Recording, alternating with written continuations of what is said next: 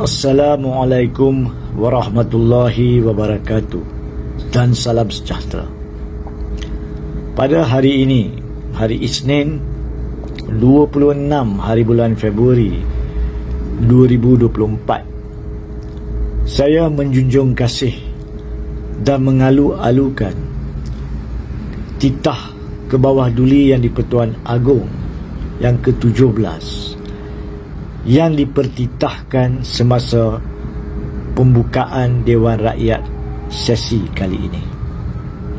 Antara yang teramat penting yang disentuh secara terperinci oleh kebawah duli Yang di-Pertuan Agong dan wajar direnung, diteliti dan diambil kira oleh kesemua kita adalah titah baginda tuanku berkaitan perpaduan. Menurut laporan media, baginda tuanku telah pun menyatakan, buka kata, isu perpaduan antara kaum yang belum sempurna walaupun negara sudah merdeka lebih 60 tahun. Baginda juga telah mengambil maklum bahawa memang terdapat segelintir rakyat dari generasi hari ini yang belum mampu bertutur dalam bahasa Melayu serta gagal menghargai kepelbagaian budaya kaum lain. Oleh itu, baginda tuanku juga menyeru kepada kerajaan untuk merangka satu dasar ke arah perpaduan rakyat yang lebih kukuh dan harmoni. Baginda tuanku juga memetik khazanah peribahasa bahasa kebangsaan kita, iaitu pepatah Melayu yang mengatakan melentur buluh biarlah dari rebungnya, yang bermaksud jika kita hendak melahirkan generasi masa hadapan yang bersatu padu dan saling memahami, kita mesti membentuk mereka sejak anak kecil lagi. Memetik sebahagian daripada titah baginda tuanku, secara khususnya berkaitan perpaduan itu, ianya amat jelas bahawa baginda tuanku sebagai payung tadbir urus negara yang dicintai ini mengambil maklum tentang kegusaran dan kelemahan perpaduan di negara ini. Pada masa yang sama, kerajaan diseru untuk menggalas tugas membuat polisi yang dapat memperkukuhkan perpaduan ini.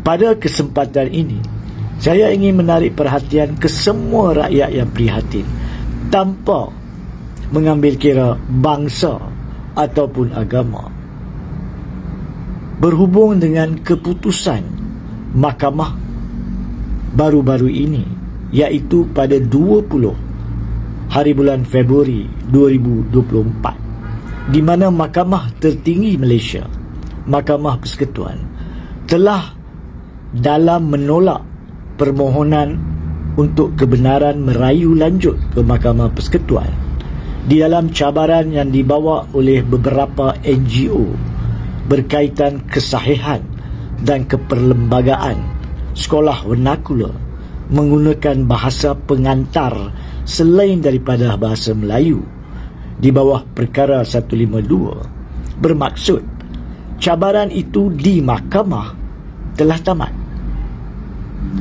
Keputusan Mahkamah Rayuan yang telah pun diberikan sebelum ini, secara khususnya pada 23 hari bulan November 2023, telah melalui penghakiman mahkamah menentukan bahawa kewujudan dan kedudukan sekolah vernacular adalah sah di bawah perlembagaan.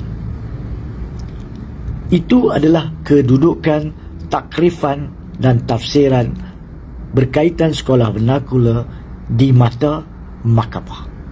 Tetapi isu ini tidak muktamad dari sudut tadbir urus negara. Mengambil kira titah baginda tuanku, ini bermaksud bahawa landasan seterusnya selepas daripada landasan mahkamah yang telah tamat pada 20 Februari 2024, ianya menjadi tanggungjawab kesemua 222 ahli Dewan Rakyat untuk membantu kerajaan mengalas tanggungjawab merangka polisi terbaik penyatuan kaum negara ini yang sudah pun merdeka lebih 66 tahun. Dan seperti yang dinyatakan oleh baginda tuanku, masih belum mencapai tahap satu padu yang sepatutnya wujud.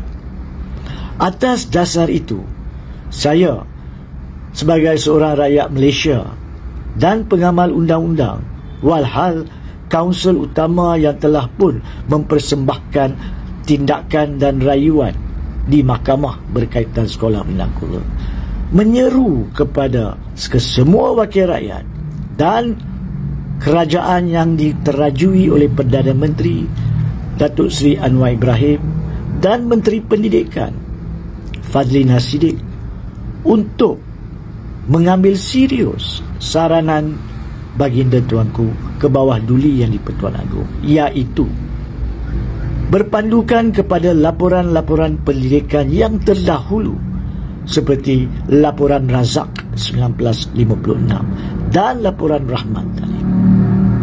Ianya telah menyatakan dengan jelas bahawa hasrat negara adalah untuk mencapai penggunaan satu bahasa pengantar di kesemua sekolah, iaitu bahasa Melayu. Selepas 66 tahun merdeka, bukankah sudah tiba masanya untuk penggubal undang-undang meneliti, mengkaji dan melihat semula laporan-laporan tersebut yang adanya lebih 60 tahun untuk melihat bagaimanakah cara untuk melakukannya. Ini adalah untuk melentur buluh daripada rebung. Sekiranya satu bahasa pengantar digunakan di kesemua sekolah, maka anak-anak kita akan bersatu padu daripada zaman kecil sehinggalah mereka ke sekolah menengah, ke pusat pengajian tinggi, universiti, institut, dan kemudian apabila mereka masuk ke alam kerja, mereka kesemuanya boleh bertutur dengan gigih di dalam satu bahasa, bahasa Melayu, bahasa kebangsaan. Bukankah bahasa jiwa bangsa? Bukankah dengan cara ini kita boleh melentur buluh daripada rebung? Bukankah dengan cara ini kita boleh menentukan bahawa penyatu paduan rakyat Malaysia dapat dilaksanakan dengan lebih cepat dan sempurna, memakai terima titah baginda tuanku? Justru saya menyeru kepada kesemua dalam sistem kerajaan sekarang untuk sekurang-kurangnya tidak membuka lebih banyak sekolah vernacular menggunakan bahasa pengantar selain daripada bahasa Melayu mulai daripada sekarang, dan menubuhkan satu jawatan kuasa yang lebih rapi untuk meneliti dan merangka polisi akan datang supaya bahasa pengantar di sekolah-sekolah boleh dikhususkan kepada satu bahasa pengantar. Kita rakyat Malaysia, sayangilah bahasa negara kita, sayangilah bahasa rasmi negara, dan bersatu padulah di bawah bahasa yang satu. Sekian.